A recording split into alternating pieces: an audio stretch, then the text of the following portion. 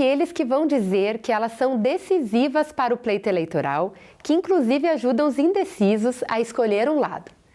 Tem outros que acham que elas só atrapalham e ainda por cima erram feio no resultado das eleições. O assunto é polêmico mesmo. E aí, será que dá para confiar nas pesquisas eleitorais? Quem vai nos ajudar a responder esta pergunta é o sociólogo, doutor em ciência política, João Inácio Pires Lucas.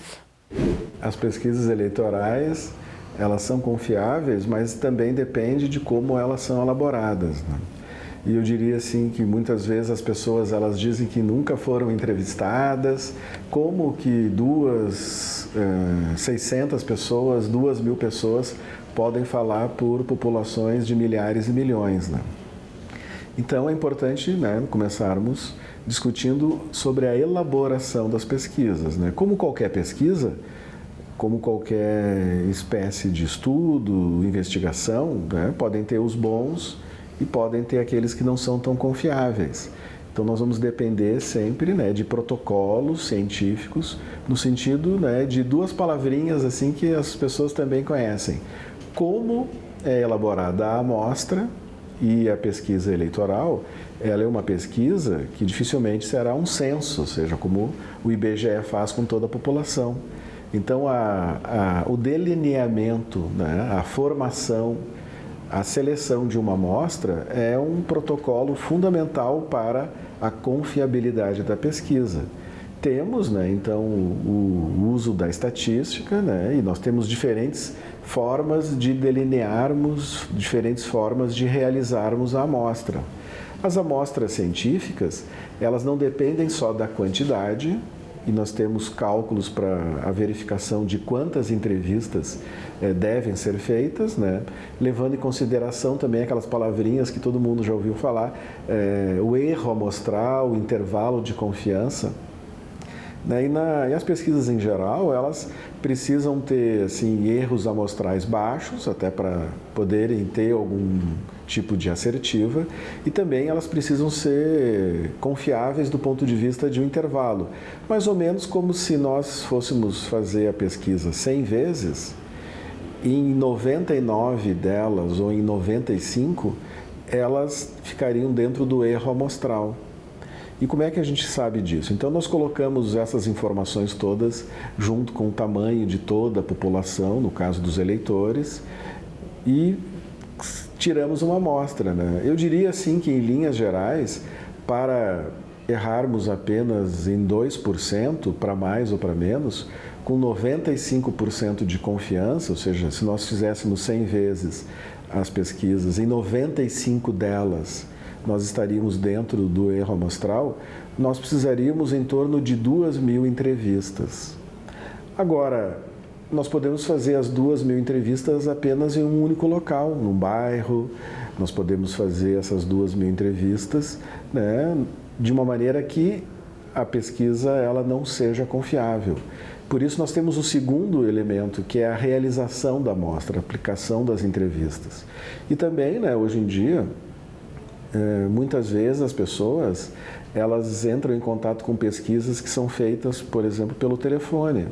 Ou também hoje nós temos vários sistemas, né, alguns aplicativos, programas que fazem pesquisas, né, pela internet.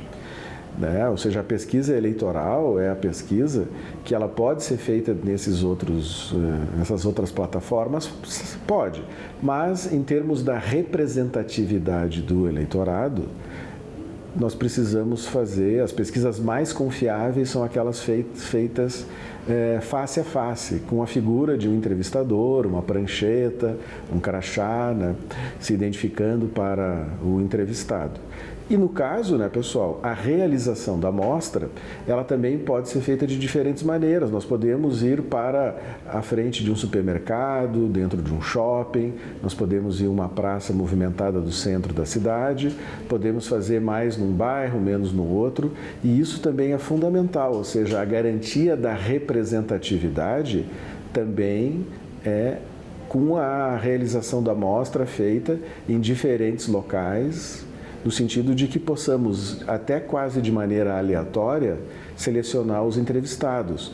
Por exemplo, muitos institutos de pesquisa, eles fazem uma amostra induzida, não aleatória, porque eles têm assim cotas de pessoas em relação ao sexo, em relação à idade, em relação à escolaridade, e os entrevistadores saem à cata dessas pessoas, né? Esse não é um método mais científico, ele pode ser o mais rápido, mas ele não é o mais científico, né? O mais científico é aquele como o IBGE faz, ou seja, nós pensamos e pegamos os setores censitários e os setores censitários do IBGE, nós fazemos todo um levantamento dos domicílios, batemos de porta em porta e entrevistamos as pessoas de acordo com uma tabelinha que elas têm. Eu diria que esse é o método de elaboração mais confiável.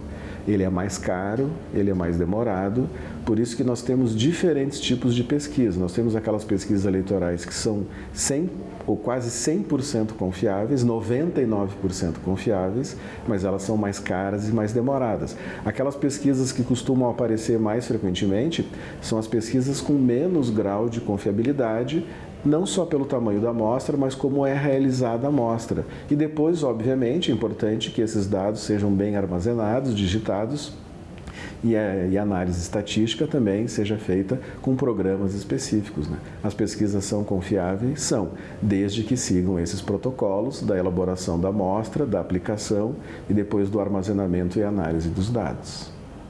O tema é cativante mesmo, né? Confiar ou não nas pesquisas eleitorais? O importante é que você, eleitor e eleitora, fique atento e acompanhe seu candidato ou candidata. Saiba quais são os projetos de governo para o país, para o Estado. Conheça de fato quem você quer que te represente no Parlamento Nacional. A informação é o melhor aliado na busca pela melhor escolha. A gente fecha este módulo do projeto Nosso Voto, Nossa Voz e já te adiantamos que as fake news estão na pauta do próximo módulo. A gente super te espera. Até lá! Nosso voto, nossa voz.